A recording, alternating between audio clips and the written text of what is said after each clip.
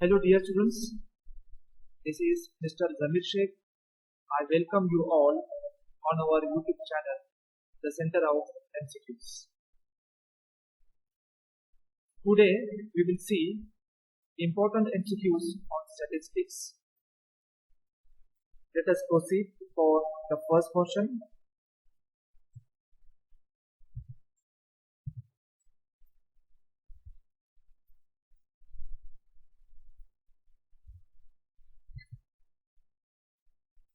The first question is, what will be the standard deviation and variance for the following data?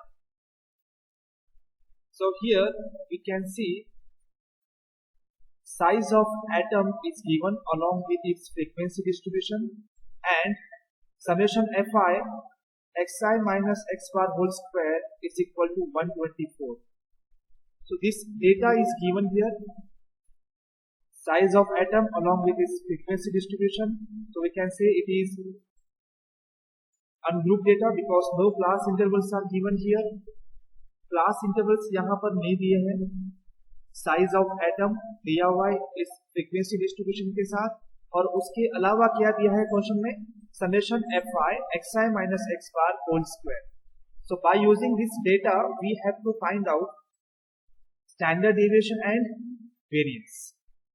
So obviously this is ungrouped data because no class intervals are given, and for ungrouped data standard deviation is given by this formula. It is equal to square root of summation Fi xi minus x bar whole square whole divided by summation Fi.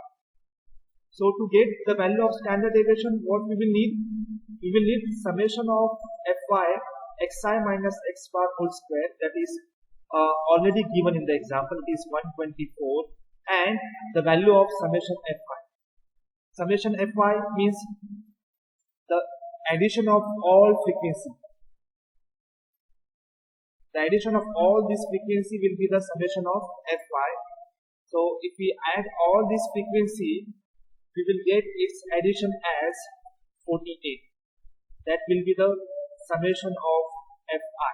Addition of all this frequency which is given in the data. So summation of Fi यहाँ पर क्या मिल गया हमें 48. Now we have to put up summation Fi xi minus x bar whole square, that is equal to 124, and this value of summation of Fi is equal to 48 in this formula. इस फॉर्मूले में हम ये value put up कर देंगे. It is 124 divided by 48. If we do the calculation by using calculator, its answer will be 1.61. So 1.61 is the standard deviation for this data, and if we observe the option here, 1.61 is there in only A option, 1.61. So obviously variance for that is for this data is 2.59, and there is no other option which includes 1.61. So obviously अगर हम variance नहीं भी निकालते हैं तो हमारा जो answer होगा वो क्या होगा, option A, that is 1.61. And अगर हमें वेरिएंस निकालना है तो जैसा कि हमें पता है स्टैंडर्ड डेविएशन और वेरिएंस के बीच का रिलेशन कौन से फॉर्मूले से मिलता है, इस फॉर्मूले से. Variance is equal to standard deviation whole square. So it is 1.61 whole square.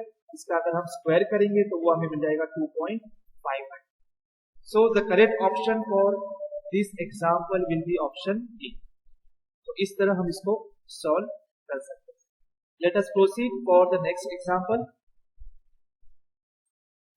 So in this example here, if mean is equal to 3.54 and standard deviation is equal to 0.67, then coefficient of variation is equal to, option A is 16.90, option B is 17.90, option C is 18.17 and option D is 18.90. अब यहाँ पर question में हमें क्या दिया हुआ है, mean दिया हुआ है स्टैंडर्ड डेविएशन दिया है और क्या पूछा है, कोफिशिएंट ऑफ वेरिएशन क्या होगा। ठीक है, सो कोफिशिएंट ऑफ वेरिएशन का फॉर्मूला है, it is represented by only CB, that stands for coefficient of variation. It is nothing but the ratio of standard deviation to its mean multiply by 100. तो ये formula है coefficient of variation निकालने का। जैसे कि यहाँ example में directly हमें मीन दिया हुआ है 3.14 और स्टैंडर्ड डिविएशन दिया हुआ है 0.67। ये वैल्यू हम यहाँ पुटअप कर देंगे और कैलकुलेटर से हम इसको सॉल्व कर लेंगे। कैलकुलेटर से सॉल्व करने के बाद इसका आंसर हमें मिलेगा 18.93। So coefficient of variation for this example will be 18.93. So correct option will be the option D, 18.93. Let us proceed for the next example. यहाँ पर क्या दिया हुआ है, if for an ungrouped data, if mean is equal to 49, summation fi xi is equal to 3822, then what will be the value of summation of fi? अब देखिए यहाँ पर अनग्रुप डेटा दिया हुआ है and as per the given data, mean is given, this summation fi xi is given and we have to find out summation fi. So as we know that ungrouped data में, for ungrouped data, अगर given data ungrouped है तो जैसा कि यहाँ mean दिया हुआ है, तो obviously we will use the formula for mean in ungrouped data. It is given by this formula summation fi xi upon summation fi. Here we will put up all the given values. जो दिया हुआ है question में वो सभी हम यहाँ put up कर देंगे।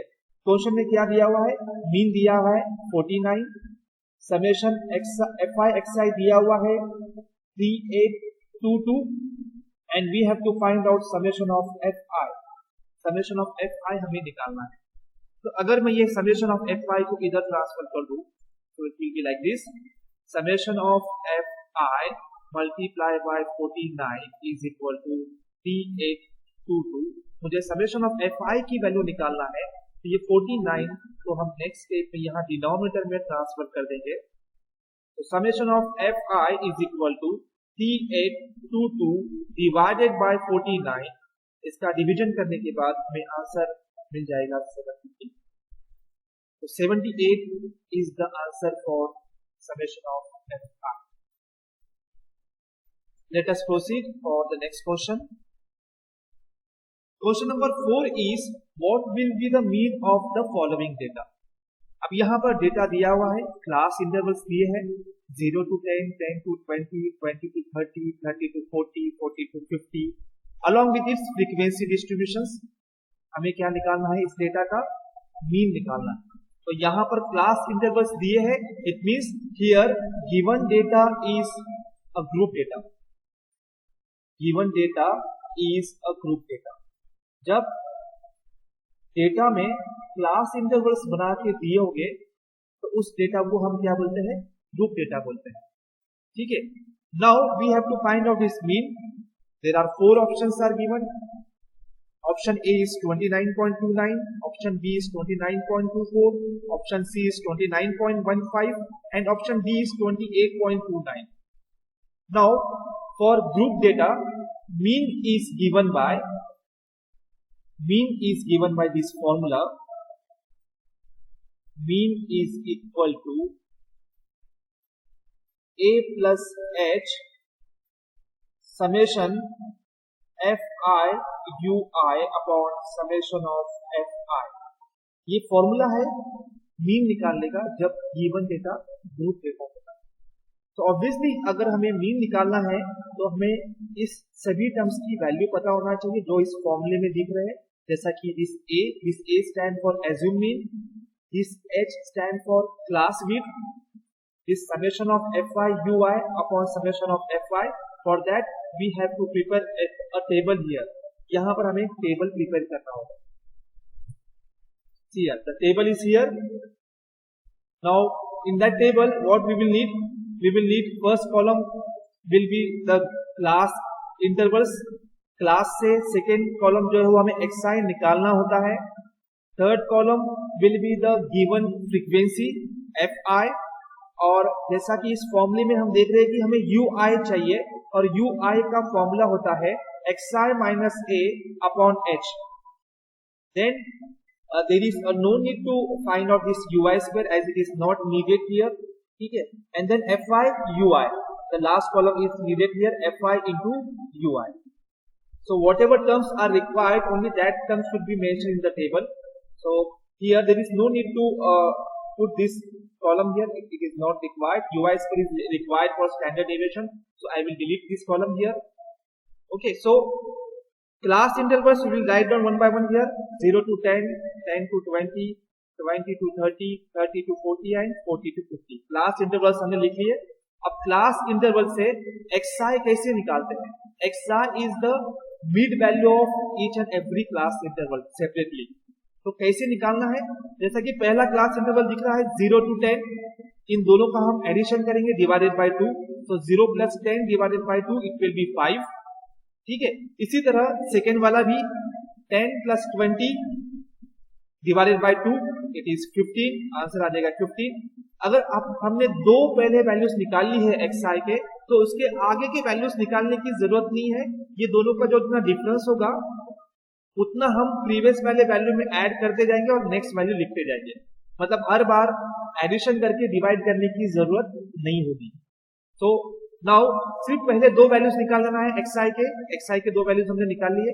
इन दोनों के बीच का डिफरेंस कितना दिख रहा है? 5 और 15 के बीच का difference 10.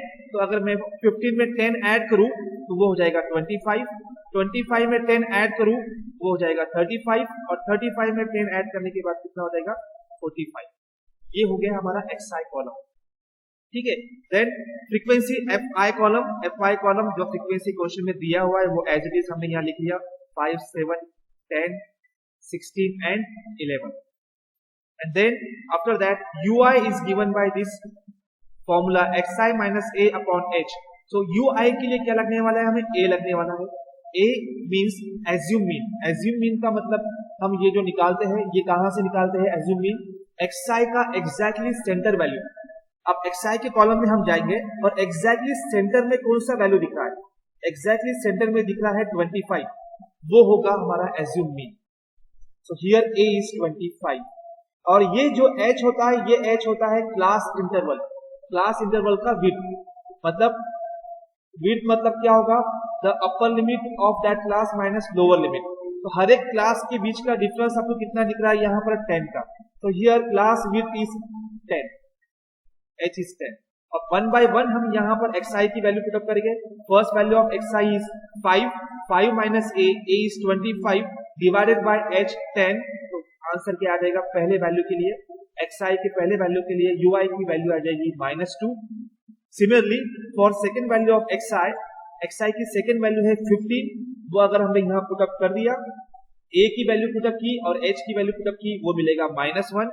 Similarly for 25, the next value of xi is 25. Assume mean a is also 25 divided by h is 10. वो हमें मिल जाएगा 0. And likewise for 35 and 45, we will get it as 1 and 2. So this is, in this way we can prepare the column for the column of ui. And in the next column what we will need? fi into ui. fi और ui का multiplication. 5 into -2 it is -10. 7 into -1 it is -7. 10 into 0 it is 0. 16 into 1 it is 16. 11 into 2 it is 22. So we have prepared a complete table here, and according to this table what we will need summation fi. जो fi का column होगा उसका पूरा addition क्या होगा? summation of fi. summation stands for addition. तो ये fi के कॉलम का जो पूरा एडिशन होगा वो एडिशन करने के बाद मतलब ये सब चीजें हम ऐड कर लेंगे जो fi के कॉलम में दिए हैं नंबर्स, उसका एडिशन कितना मिलेगा हमें यहाँ पर? 49. इसी तरह summation of F why you i, ये जो हमें चाहिए फॉर्मूले में, summation of F why you i, ये जो आखिरी वाला कॉलम है टेबल का, summation of F why you i, इन सभी का एडिशन होगा।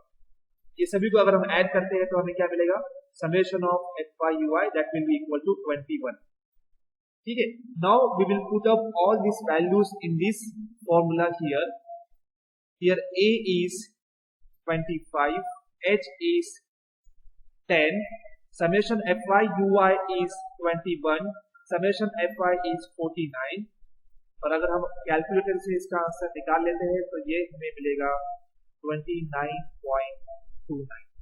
So this is the mean for this question number 4 and its correct option will be option A, 29.29।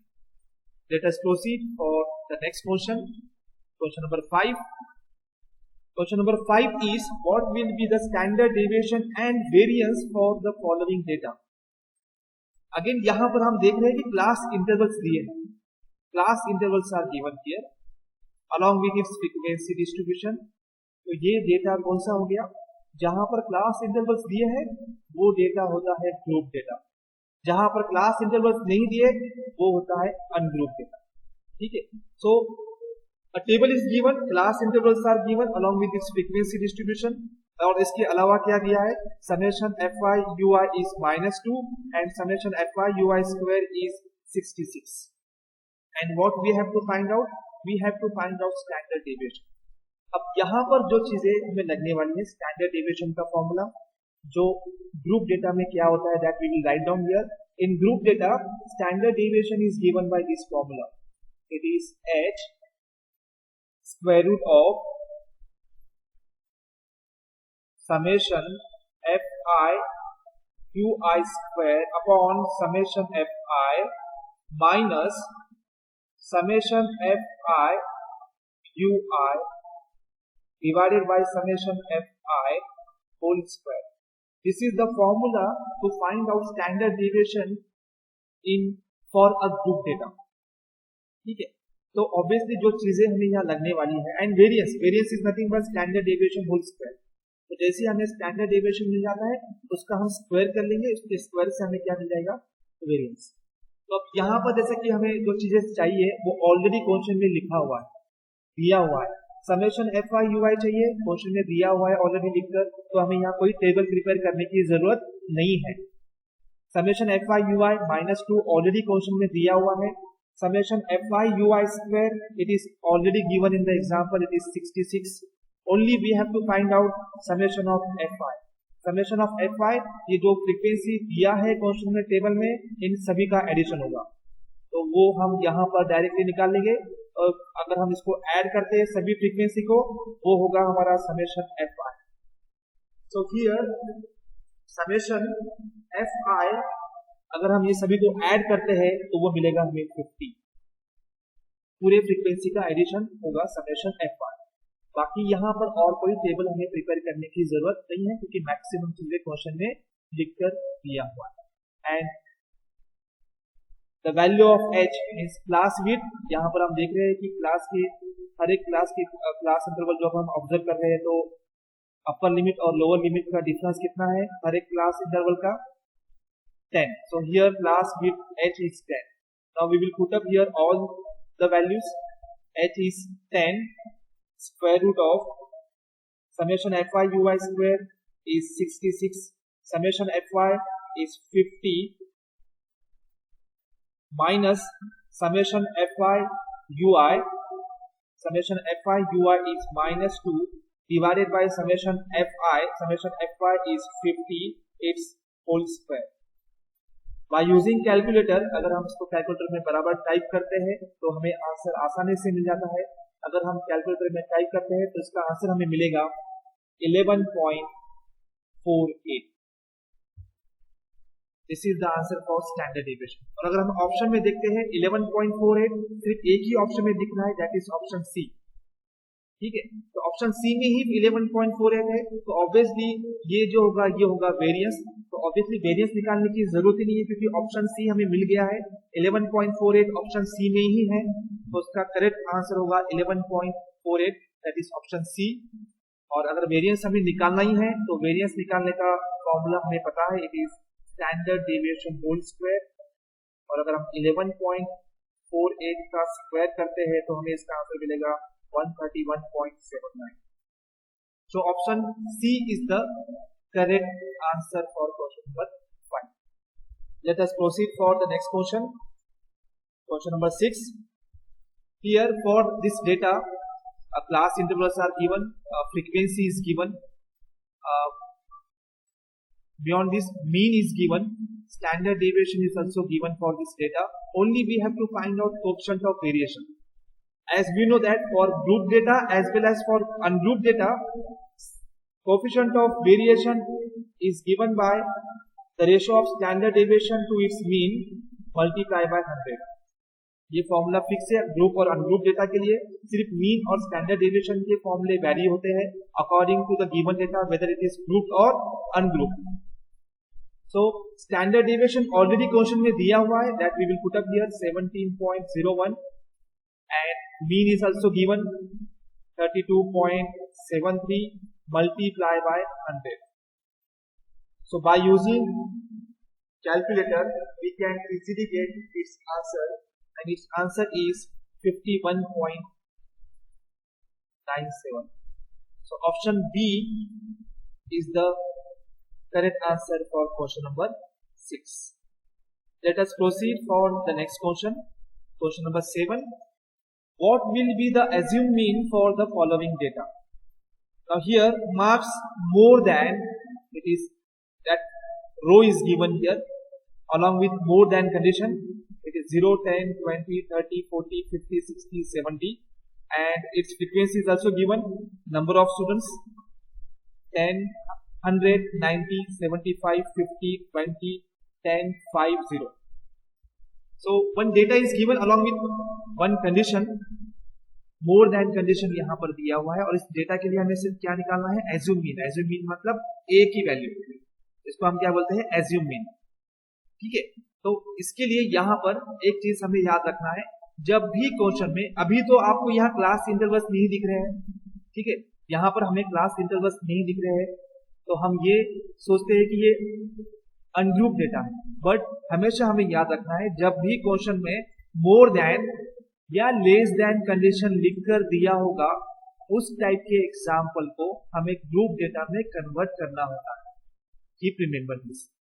तो यहाँ पर भी मोर देन कंडीशन दिया है, मतलब यहाँ पर हमें इसको ग्रुप में कन्वर्ट करना है, like this 0 to 10, 10 to 20, 20 to 30, 30 to 40, 40 to 50, 50 to 60 and 60 to 70। इसको ग्रुप डेटा में कन्वर्ट करके हमें सॉल्व करना है। ठीक है, तो here more than condition is given, so we have to convert the given data into group data, means class intervals हमें वहां बनाने होंगे। class intervals कैसे बनेंगे, 0 to 10, 10 to 20, 20 to 30, 30 to 40, 40 to 50, 50 to 60 and 60 to 70। number of students, keep remember, यहाँ पर और एक चीज हमें याद रखना है, जब भी मोर देन या लेस देन की कंडीशन क्वेश्चन में दिया होगा, जो फ्रीक्वेंसी क्वेश्चन में दिया होता है, जैसा कि यहाँ हम देख रहे हैं नंबर ऑफ स्टूडेंट्स, तो ये फ्रीक्वेंसी एक्चुअली FI नहीं होता है, वो होता है CF। CF is the cumulative frequency. तो जब भी क्वेश्चन में लेस देन या मोर देन की कंडीशन दिया होगा, उस टाइप के एग्जाम्पल में जो फ्रीक्वेंसी दिया होता है वो होता है कम्युलेटिव फ्रीक्वेंसी। वो कौन सा फ्रीक्वेंसी होता है, कम्युलेटिव फ्रीक्वेंसी। तो यहाँ पर ये जो फ्रीक्वेंसी है ये कम्युलेटिव फ्रीक्वेंसी है, जो मैं यहाँ लिख ले रहा हूं 100, 90, 75, 50, 20, 10, 5 एंड 0। एक और 0 के लिए हमने यहाँ पर हमें एक और क्लास इंटरवल बढ़ा देना होगा, क्योंकि हमने यहाँ पर इसको ग्रुप डेटा में कन्वर्ट किया है, क्लास इंटरवल्स बनाए हैं, तो ये 0 के लिए एक क्लास इंटरवल्स हमें और बनाना होगा। तो यहाँ पर हम एक और क्लास इंटरवल बना लेंगे 70 to 80। ठीक है, अब यहाँ पर जैसा कि हमें पता है कि जो एज्यूम मीन है वो हम निकालते हैं xi वाले कॉलम से। Assume mean is the exactly mid value of xi, ठीक है। तो xi का कॉलम यहाँ आ जाएगा, ठीक है। अब देखो xi ऑलरेडी जैसा मैंने अभी बताया था आपको कि सिर्फ पहले दो निकाल लेंगे हम। xi is the mid value of each and every class interval, मतलब जो नंबर्स दिए हैं क्लास इंटरवल में जो रेंज दिया है, मतलब यहाँ पर 0 + 10 डिवाइडेड बाई 2 ये हो जाएगा 5। उसी तरह 10 + 20 डिवाइडेड बाई 2 ये हो जाएगा 15। और ये दोनों का बीच का डिफरेंस सिर्फ हमें देखना है, ये दोनों का बीच का डिफरेंस है 10 का। तो अगर मैं 15 में 10 ऐड करूं तो वो हो जाएगा 25। 25 में 10 ऐड करने के बाद वो हो जाएगा 35, ठीक है। 35 में 10 ऐड करने के बाद हो जाएगा 45। लाइकवाइज इट इज 55, 65 एंड 75, ठीक है। And the next will be the frequency. CF से हमें फ्रीक्वेंसी निकालना होता है। CF इज कम्यूटेटिव फ्रीक्वेंसी, उससे FI कैसे निकालना है ये यहाँ पर हमें देखना होगा। For more than condition, more than condition में कम्यूटेटिव फ्रीक्वेंसी से FI कैसे निकालते हैं उसका मेथड अलग है, और लेस देन के लिए FI कैसे निकालते हैं उसका मेथड अलग है। तो मोर देन कंडीशन के लिए CF से FI कैसे निकालना है वो हम यहाँ देखेंगे। 100 माइनस 90, 100 माइनस 90 करने के बाद जो आंसर आएगा वो यहाँ पर आएगा FI की first value. So 100 minus 90 it is 10, then 90 minus 75 it is 15, 75 minus 50 it is 25, वो यहाँ आ जाएगा। 50 माइनस 20 ये आ जाएगा 30, वो यहाँ लिखना है। 20 माइनस 10 वो आ जाएगा 10, 10 माइनस 5 ये आ जाएगा 5, 5 माइनस 0 ये आ जाएगा 5, और आखिरी वाला जो बच गया वो एज इट इज यहाँ आ जाएगा, ठीक है। तो हमें एक्चुअली xi चाहिए, लेकिन xi के लिए ये FI क्यों निकालना पड़ा, क्योंकि अगर एग्जैक्टली मिडल वैल्यू हमें xi में एक सेंटर वैल्यू नहीं मिलती है, मिडल में कोई एग्जैक्टली एक वैल्यू नहीं मिलती है, तो वहां पर दो वैल्यूज होते हैं, और वो दो वैल्यूज में से एग्जैक्टली मिडल वैल्यू कौन सा होगा xi का, वो डिसाइड होता है जिसकी फ्रीक्वेंसी ज्यादा है उससे। इसलिए यहाँ पर CF से FI निकालना हमें पड़ा, ठीक है। अब देखो यहाँ पर हम टोटल यहाँ पर देख लेंगे कि यहाँ पर एग्जैक्टली सेंटर में कौन से वैल्यूज हैं। अगर हम ये काउंट करेंगे तो ये टोटल है 1 2 3 4 5 6 7 8, तो यहाँ पर टोटल 8 xi के वैल्यूज है। तो ऑब्वियसली इवन हो गया, 8 मतलब इवन हो गया। तो यहाँ पर मिडल में दो वैल्यूज मिलेंगे हमें, यहाँ पर मिडल में कितने वैल्यूज मिलेंगे हमें, दो वैल्यूज, और हमें एक वैल्यू चाहिए। देखो ये दो वैल्यूज के नीचे 3 नंबर्स है और ये दो वैल्यूज के ऊपर 3 नंबर्स। दो वैल्यूज यहाँ पर सेंटर में कौन से हो गए, मिडल वैल्यू कौन से, मिडल में xi के मिडल में कितने वैल्यूज है, दो वैल्यूज। तो ये दोनों में से एज्यूम मीन कौन सा होगा, जिसकी फ्रीक्वेंसी ज्यादा है। इसकी फ्रीक्वेंसी ज्यादा है, 35 की फ्रीक्वेंसी ज्यादा है एज कम्पेयर टू 45, तो 35 होगा हमारा assumed mean. So option C is the correct option for question number 7. Let us proceed for the next question. Question number 8.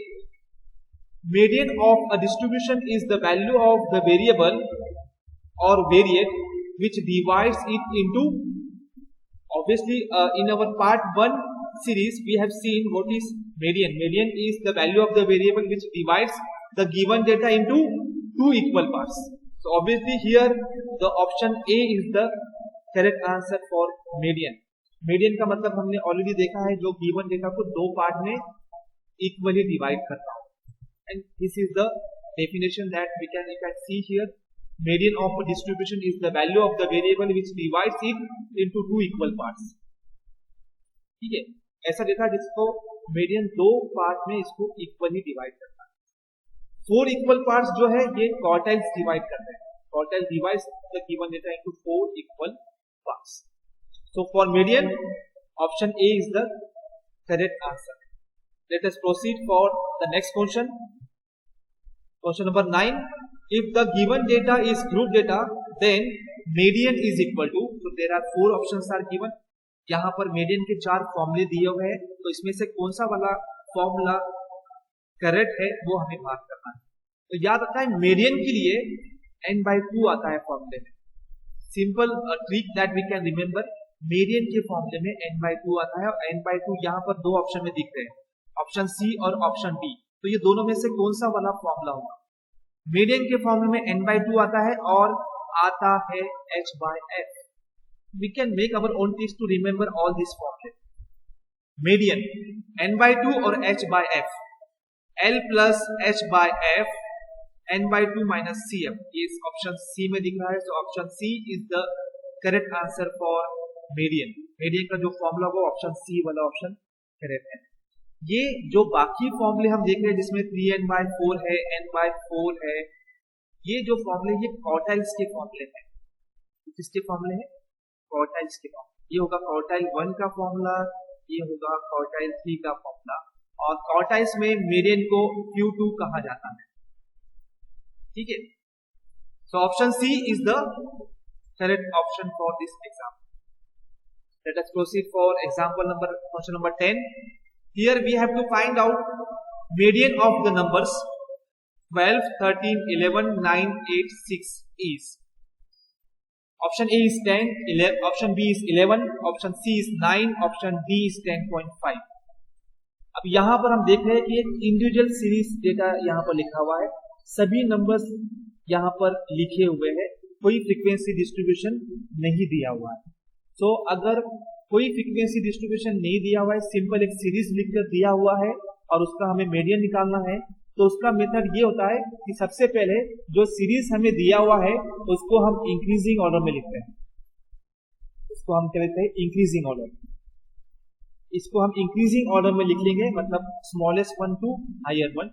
सबसे छोटा वाला नंबर कौन सा है? 6, देन 8, देन 9, देन 11, 12, 13। ये हो गया इंक्रीजिंग ऑर्डर इस सीरीज का जो क्वेश्चन में दिया हुआ है। उसके बाद मीडियन जो होता है, मीडियन होता है exactly centre value of this series which जो हमने अरेंज किया है इंक्रीजिंग ऑर्डर में। यहां पर सेंटर वैल्यू, सेंटर में दो वैल्यूज आ गए, एक एग्जैक्टली सेंटर वैल्यू नहीं है। फॉर एग्जांपल अगर कोई सीरीज है, ये एक सीरीज में लिखा हो यहाँ पर 6, 5, 8, 9, 2। ठीक है, इसको मैंने अगर इंक्रीजिंग ऑर्डर में अरेंज किया तो ये आ जाएगा 2, then it is 5, 2, 5, 6, 8, 9। ये इंक्रीजिंग ऑर्डर हो गया। इसका एग्जैक्टली जो सेंटर में होगा वो होगा मीडियन। बट यहां पर इस केस में हम क्या देख रहे हैं? यहां पर सेंटर में दो वैल्यूज आ गए। अब अगर सेंटर में दो वैल्यूज जब आ जाते हैं तो मीडियन कैसे निकालना है? ये दोनों को ऐड करके डिवाइडेड बाय 2, एवरेज ले लेना है दोनों का, divided by 2। So median is equal to 20 divided by 2, that is equal to 10. So option A is the correct answer for this question. Let us proceed for question number 11. Here we have to find out what will be the median for the following data. अब यहाँ पर जो data हमें दिख रहा है, x की values दी है along with its frequency distribution। x की वैल्यू जो है वो क्लास इंटरवल्स के फॉर्म में नहीं है, तो यहां पर ये डेटा क्या हो गया? अनग्रुप डेटा हो गया और डिस्क्रीट डेटा हो गया। डिस्क्रीट डेटा में क्या होता है? x के जो वैल्यूज दिए होते हैं वो क्लास इंटरवल्स के फॉर्म में नहीं होते हैं। ठीक है, तो वो सिंपल नंबर्स के फॉर्म में होते हैं along with its frequency distribution. उसे हम बोलते हैं ungroup data, and particularly it is discrete data, discrete ungroup data. तो डिस्क्रीट अनग्रुप डेटा में मीडियन निकालने का जो फॉर्मूला होता है, मेथड जो होता है वो ये होता है कि median is the value of the variable just next to n/2।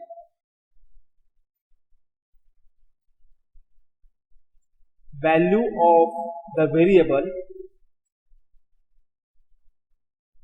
Of the variable just next to n/2। ठीक है, तो अब यहां पर ये जो n/2 है, ये जो n/2 हम यहां देख रहे हैं, ये n यहां पर ये होता है समेशन ऑफ f1। ये क्या होता है, समेशन ऑफ एफ आई। इसके लिए हमें एक टेबल प्रिपेयर करना होता है, ठीक है। You can see a table here, x I already question में दिया हुआ है, एफ आई क्वेश्चन में दिया हुआ है, इससे हमें सी एफ निकालना होता है। क्या निकालना होता है, सी एफ। तो ऑब्वियसली यहाँ पर पहले हमें क्या निकालना होता है, मीडियन क्लास, और मीडियन n/2 की वैल्यू निकालना होता है। उसके बाद का जो सी एफ होगा उसका जो करस्पॉन्डिंग वैल्यू होगा that will be the value of the median, ठीक है। पहले हमें क्या निकालना पड़ता है, n/2, n/2 के बाद का सी एफ ऑब्जर्व करना पड़ता है। C F just next to n/2 वो हमें ऑब्जर्व करना होता है, और उसका जो करस्पॉन्डिंग वैल्यू होगा x का वो होता है मीडियन, ठीक है। तो यहाँ पर xi का कॉलम हमने यहाँ पर देखिए लिख लिया, fi लिखा हुआ है। अब fi से xi क्वेश्चन में दिया हुआ है, ये xi के कॉलम में आ गया, fi क्वेश्चन में दिया हुआ है, ये fi के कॉलम में आ गया, ठीक है। तो अब fi से cf कैसे निकालना है, ये जो पहला वैल्यू होगा fi का ये एज इट इज यहाँ आएगा, ठीक है। उसके बाद ये इसमें ये ऐड करने का क्रॉस हम इस तरह ऐड करके सामने लिखेंगे, 3 + 6 कितना हो गया 9, फिर क्रॉस फिर से ऐड करेंगे हम, 9 + 8 कितना हो गया 17, फिर क्रॉस फिर से ऐड करेंगे, 17 + 12 कितना हो गया 29, फिर क्रॉस ऐड करेंगे, 29 + 16 कितना हो गया 45, फिर क्रॉस ऐड करेंगे, 45 + 16 कितना हो गया 61, 61 + 15 कितना हो गया 76, 76 + 10 कितना हो गया 86, एंड लास्ट 86 + 5 ये कितना हो गया 91। इस तरह हम CF निकालते हैं। Now in the next step the summation of FI we have written here, इस FI के कॉलम का पूरा एडिशन आ जाएगा 91 जो हमने यहाँ लिख लिया है।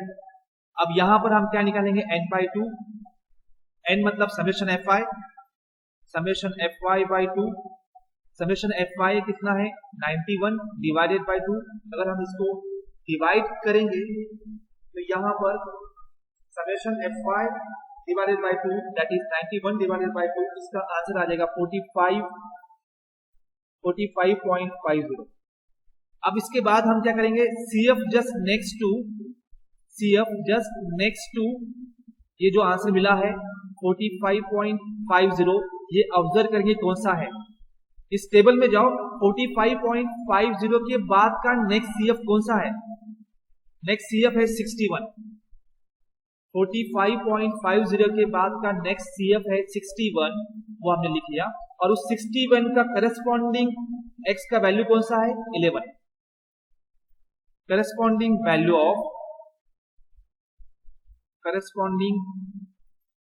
वैल्यू ऑफ x is 11, और यही 11 क्या होता है median. So therefore here median is equal to 11। तो सिंपल है, xi fy अनग्रुप डेटा दिया हुआ है, तो हम यहाँ पर हमें सिर्फ 3 ही कॉलम लगेंगे मीडियन निकालने के लिए, xi fy और cf। n/2 निकालने का, n/2 के बाद n/2 का जो आंसर मिला है उसके तुरंत बाद का CF देखना है कौन सा है, जो कि यहाँ हमें दिख रहा है 61, और 61 के लिए x का वैल्यू जो होगा, जो xi का वैल्यू होगा वही होगा मीडियन। xi का वैल्यू कौन सा है 61 के लिए 11, ठीक है। तो वो 11 हमारा क्या होगा यहाँ पर मीडियन। तो correct option for this question is option B. Let us proceed for the next question. Now here also group data is given। यहाँ पर हम देख रहे हैं कि ग्रुप डेटा दिया हुआ है, wages in rupees, class intervals, number of labors given in terms of frequency, ठीक है। अब यहाँ क्लास इंटरवल्स दिए हुए हैं, और यहाँ पर हमें क्या निकालना है median. So when class intervals are given means it is a group data. ये डेटा कौन सा हो गया, ये डेटा हो गया ग्रुप डेटा, और क्लास इंटरवल्स दिया है इसलिए ग्रुप डेटा है। ग्रुप डेटा के लिए मीडियन निकालने का फॉर्मूला होता है L + H/F n/2 - CF। So according to this L is lower limit of median class, H is class width, F is frequency of the median class, n/2 we can calculate here, n is summation of Fi, and CF is cumulative frequency just above the median class। तो यहाँ पर हमें क्या prepare करना होगा, table prepare करना होगा ये सभी वैल्यूज के लिए। तो here we will prepare a table here, class लिख दिया, fi लिख दिया और cf का कॉलम हमने बना लिया। cf fi से कैसे निकालना है ये हमें पता है, ये पहला वाला एज इट इज आएगा और क्रॉस में ऐड करते जाना है और सामने लिखना है। 5 + 8 13, 13 + 13 26, 26 + 10 36, 36 + 8 is 44। समेशन fi का एडिशन कितना हो गया 44। ठीक है, now for median class what we have to do, we have to find out n/2 here. n/2 means summation of fi divided by 2। Summation of fi कितना है 44 डिवाइडेड बाय 2, ये हो गया 22। cf जस्ट नेक्स्ट टू 22 हमें ये observe करना है यहाँ पर, cf जस्ट नेक्स्ट टू 22। 22 के बाद का cf कौन सा दिख रहा है हमें यहाँ पर, वो है 26 और उसका करस्पॉन्डिंग क्लास कौन सा है, करस्पॉन्डिंग क्लास है 30 to 40। करस्पॉन्डिंग क्लास कौन सा है 30 to 40। cf just next to 22 is 26 and its corresponding class is 30 to 40। ठीक है, इसका जो लोअर लिमिट होगा वो होगा L का वैल्यू। H हमें पता है यहाँ पर क्लास विड्थ, H की वैल्यू कितनी है यहाँ पर, क्लास विड्थ कितनी है 10। F, ये जो F हो गया, F का मतलब होता है frequency of the median class. तो ये जो क्लास लिखा है ना करस्पॉन्डिंग क्लास 30 to 40, यही हम क्या बोलते हैं इसको मीडियन क्लास। ये क्या हो गया मीडियन क्लास। कैसे निकाला हमने मीडियन क्लास, n/2 निकाला, n/2 का जो आंसर आया उसके बाद का कम्युलेटिव फ्रीक्वेंसी ऑब्जर्व किया और उस कम्युलेटिव फ्रीक्वेंसी का जो करस्पॉन्डिंग क्लास होगा, जैसा कि यहाँ 26 था, cf जस्ट नेक्स्ट टू 22 के बाद का cf कौन सा था 26, उसका करस्पॉन्डिंग क्लास हमें क्या मिला 30 to 40 और यही 30 to 40 क्या हो गया मीडियन क्लास। इसे हम क्या बोलेंगे मीडियन क्लास। सो ये जो f का मतलब है, f is frequency of the median class. तो मीडियन क्लास की फ्रीक्वेंसी कितनी है 13, f इज 13। n/2 ऑलरेडी हमने यहाँ पर कैलकुलेट कर लिया, वो डायरेक्टली हम यहाँ पुट अप कर सकते हैं। n/2 इज 22 जो ऑलरेडी हमने ऊपर कैलकुलेट कर लिया है। और अब क्या बचा cf। ये cf का मतलब यहाँ पर ये होता है cumulative frequency above the median class, median class के ऊपर वाली कम्युलेटिव फ्रीक्वेंसी। ये मीडियन क्लास है, उसकी ऊपर वाली कम्युलेटिव फ्रीक्वेंसी कौन सी है 13, that will be the value of this cf। तो cf is equal to 13। Now we will put up all this values in this formula. इस फॉर्मूले में हम ये सभी वैल्यू पुट अप कर देंगे। तो median is equal to L is 30 plus h by f, h is 10, f is 13, n/2 is 22 and cf is 13। इसे हम कैलकुलेटर से सॉल्व कर लेंगे। तो median is equal to here, calculator से सॉल्व करने के बाद हमें यहाँ पर मीडियन मिल जाएगा 36.92। So correct option will be option C, that is 36.92. This is for a group data, median for group. Let us proceed for question number 13. Question number 13 is, if the given ungrouped data is standard, then a value of the variable corresponding to maximum frequency is called. 4 options are given: mean, median, mode, standard deviation. Already we have seen, हमने part 1 में देखा था mean क्या होता है। Mean is nothing but the sum of all numbers divided by the count of numbers given in the collection. Median is the value of the variable which divides the given data into 2 equal parts. Standard deviation is represents the deviation of the data from the mean, how much the given data is away and near to the mean. Okay, that is given by standard deviation. तो क्या बच गया mode। Mode is the correct option for this. Okay, this mode we will keep it here as C option and this D option. So option C is the correct option for this question number 13. If the given ungrouped data is standard, then the value of the variable corresponding to maximum frequency, it is called as mode. Let us proceed for question number 14. If the given data is not standard, then mode is given by. So this is a standard relation that mode is given by this option B. It is 3 median minus 2 mean. This is a standard relation between mean, mode and median. Sometimes इस तरह का भी question आ सकता है. The relation between mean, mode and median is given by. So it is given by mode is equal to 3 median minus 2 mean. This is the correct option for this question number 14. Let us proceed for the next question. Question number 15. Here the question is, if the given group data is standard, then what is the formula for mode? There are 4 options are given. So mode is given by, when the data is a group data, mode is given by this option C. It is L plus H f1 minus f0 upon 2 f1 minus f0 minus f2. This is the formula to find out mode when the given data is a group data. Okay. Here this L is nothing but lower limit of the model class. So we will see some more examples, some more multiple choice questions based on mode in our next video. Thank you all. If you like this video, don't forget to subscribe to our channel Center of MCQs. Thank you all.